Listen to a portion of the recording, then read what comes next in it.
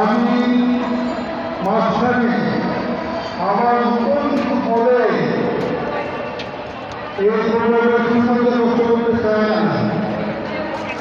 আমি আপনাদের পরিষ্কার করে বলতে চাই,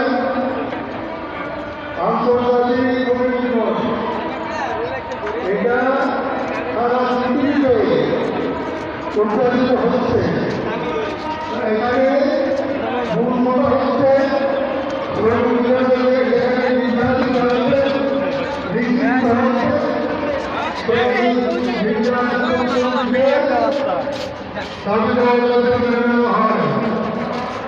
এটাই মূল কথা। কিন্তু সম্মানিত ভাইরা, আমাদের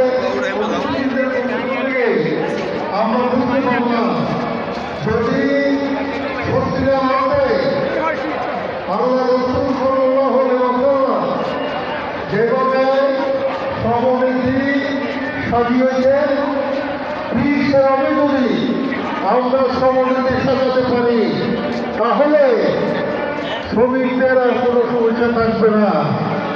আমাদের একজন বিশেষ অতিথি বলেছেন যে সত্যিকার অর্থে আমরা যদি আল্লাহর দেয়া আইন, কোরআনের আইন যদি চালু করতে পারি তাহলে শ্রমিকদের আর কোনো সমস্যা থাকবে না।